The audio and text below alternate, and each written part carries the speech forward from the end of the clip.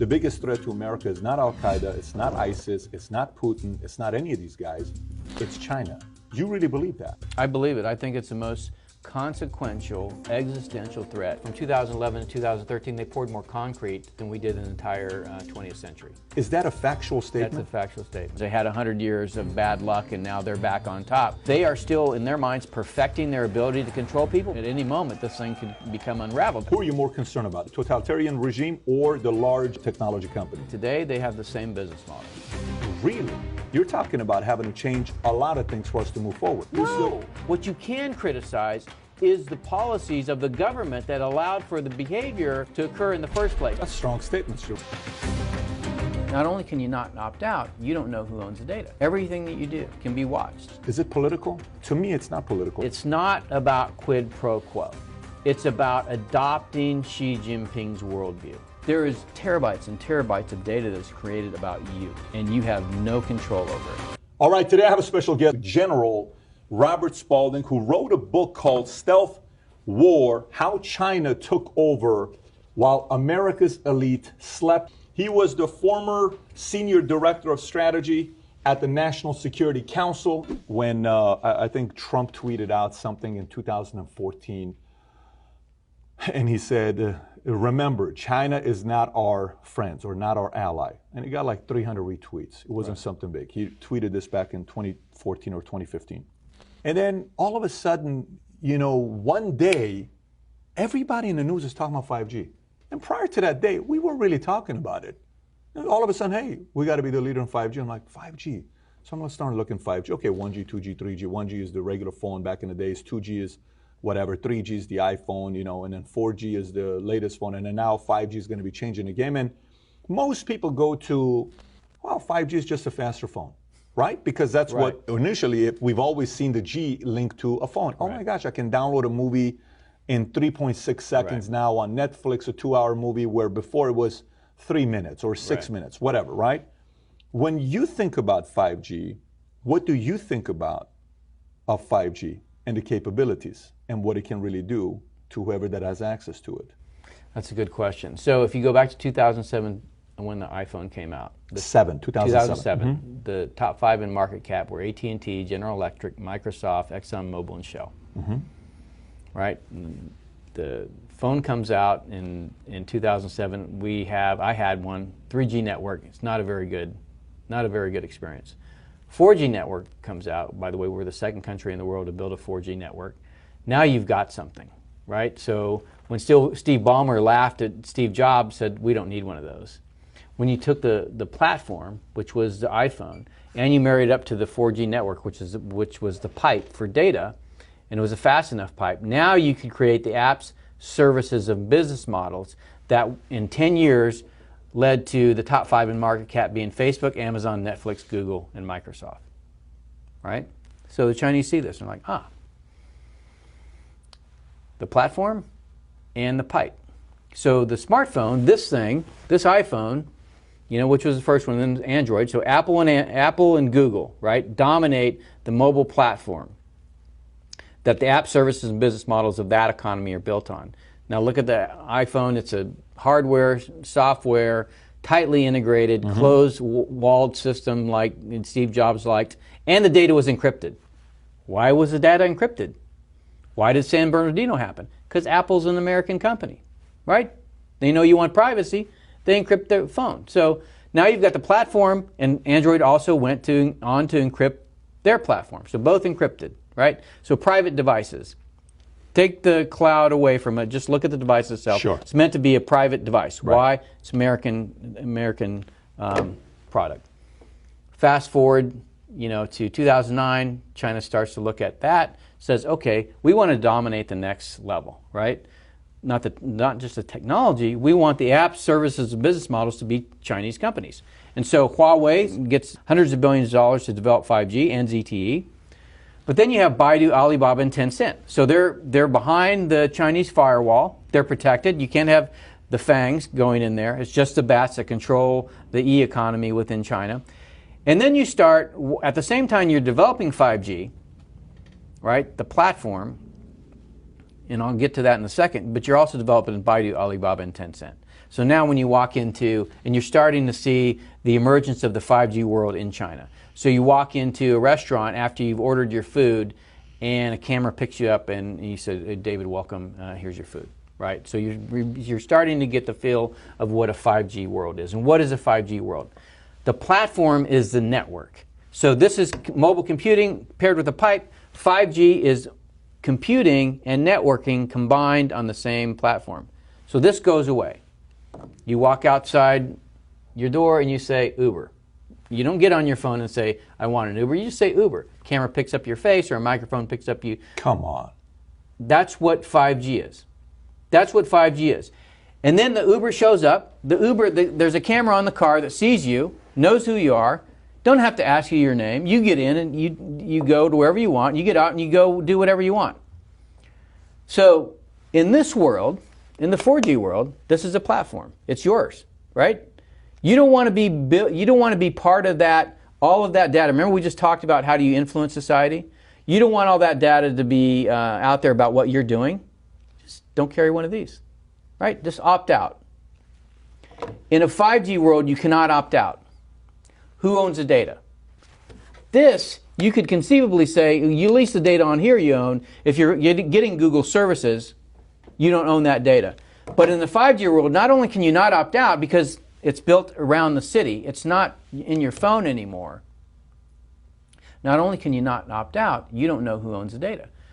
Everything that you do can be watched. And for every person by 2022, there's going to be, there's 2 cameras for every person. There's two people for every camera in China by 2022. They have 1 billion right now on surveillance. Right, A billion cameras in China right now. With artificial intelligence for facial recognition, right? So all of this is getting built right now in China. And who's helping them do it? Microsoft, Google, right? All of these companies that want to deploy this world into our country. So Baidu, Alibaba, and Tencent. That's where the world goes. It goes from 2007, AT&T, GE, and Microsoft to the FANGs to the BATs, right? Who owns the pipes? Me as a B2 guy, the first thing I look at in the country is where's telecommunications. You've got to take that out, number one. But if rather instead of taking it out, you own or control it, so Huawei builds the pipes, then because you're behind the Great Firewall, you've built the app services and business models of the 5G world. And you're, like I said, you're already starting to see that. You know, where your facial recognition is built into your interaction when you go into a restaurant or when you go into a store or when you go into a bank. You know, everything's about, you know, the device is connected.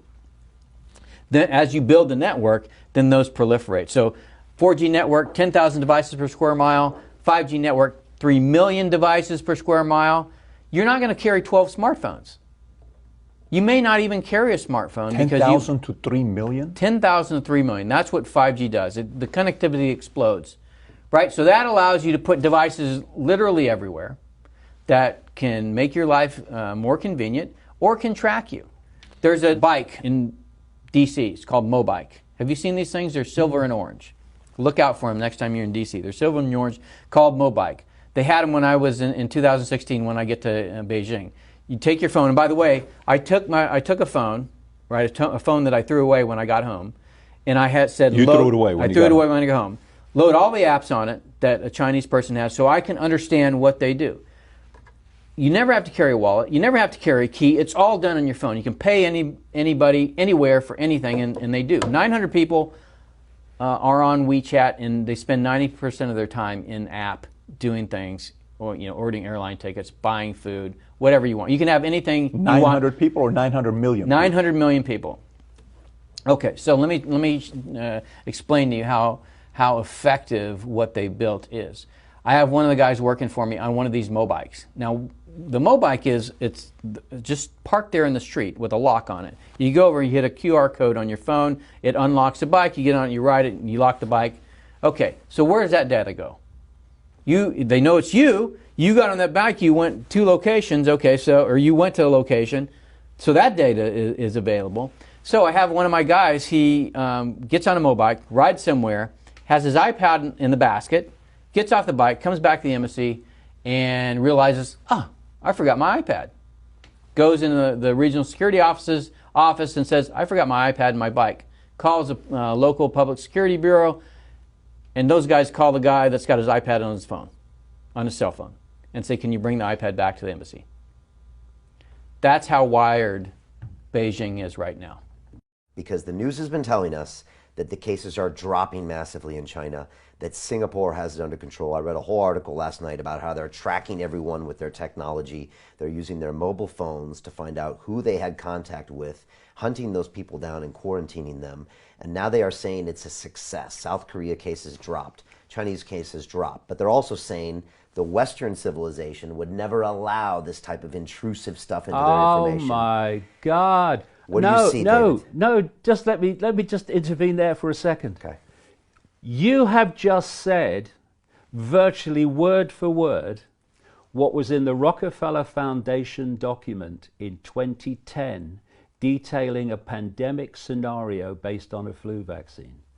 They said, I think I mentioned it kind of in passing earlier, they said China imposed draconian measures and was then praised for doing so, but the West lagged behind because of this thing called freedom and democracy.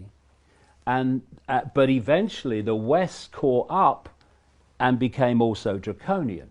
So it's deja vu from the Rockefeller document and from the Event 201 of the Gates Foundation and the World Economic Forum 1%.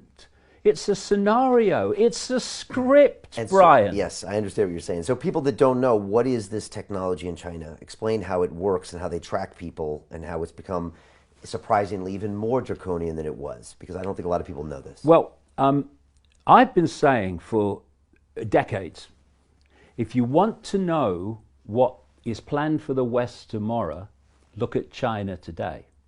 It's no accident that China is right at the center of this whole outbreak, which has gone on to create all this. This is how it works in China.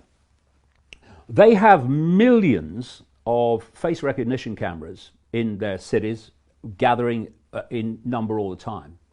And so as you're walking down the street, you are able to be tracked and identified literally in minutes. There have been documentaries that have put someone on the street, and the technology has been challenged to track them and find them. It's taken minutes, gotcha.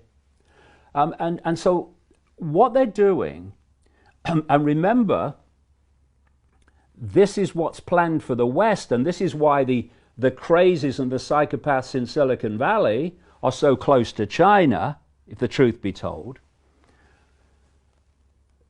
You are so tracked in detail in China that they know everything you do all the time, and AI is logging your behavior. And they have something called the social credit system. And when you act in ways that are acceptable to the state, you get credits, social credits.